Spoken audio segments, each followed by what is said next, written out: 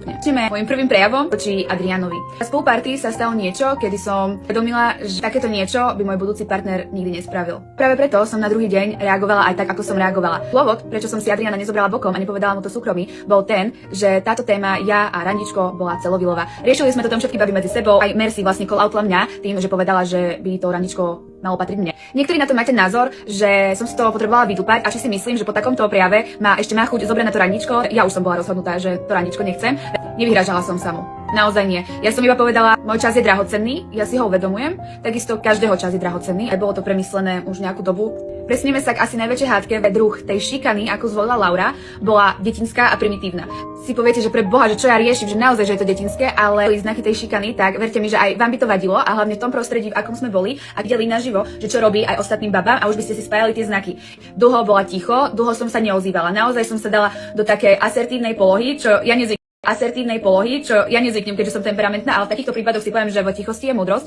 A veľakrát som nad takýmito vecami takto mávala rukou, ani som si ich radšej nevšímala, neriešila a už vôbec som ich nekomentovala, nevyvolávala som kvôli tomu hádku.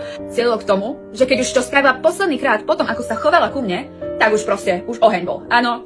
A proste spravili by ste to aj vy. Ja som tak veľakrát nad všetkým mávala rukou, nevšimla si to radšej, neriešila, lebo naozaj nejaké podsadnutie na stoličke, pre mňa to je banalita. Dala, že je 30-ročná stará kráva, tak to proste bolo iba homonymum k tomu, čo ona mne rozprávala. Táto vec dotkla ostatných báb, ktorým ťahne už na 30-ku a pustili sa do mňa a do tejto hádky. Aj keď nechceli byť súčasťou tejto hádky, tak same sa tam pripojili, čo sme mohli vidieť. Táto hádka je to najrealistickejšie, čo ste mohli vidieť v tejto reality show. Bez strihu, pauz, zásahu hocikoho a naozaj si tam mohli vidieť každej charakter a každej ako sa chová práve v takejto možno vypätej situácii. To pozerala teraz, bola naozaj prekvapená. Sa vyjadrovali, keď som bola preč o mne, ma naozaj zaskočilo. V tomto sa podľa mňa krásne ukázal existencializmus, prenesený do dnešnej doby a do hádok a že kto ako za seba kope. Veľmi chcela vyzdvihnúť práve Mišku vizažistku, ktorá ukázala, že aj keď sama bola šikanovaná Laurou, tak prišla za ďalšou Laurinou obeťou a išla proti celej skupine, ktorá držala s Laurou. A ja si to dodnes a budem aj celý život veľmi vážiť a uznávať ju za to. Veľký človek s veľkým srdcom. Presunieme k ceremoniálu čiernych ruží, tak môžeme vidieť naozaj, že táto hádka mi absolútne nezahrala do karát. Baby boli ovplyvnené touto hádkou pri ich výbere.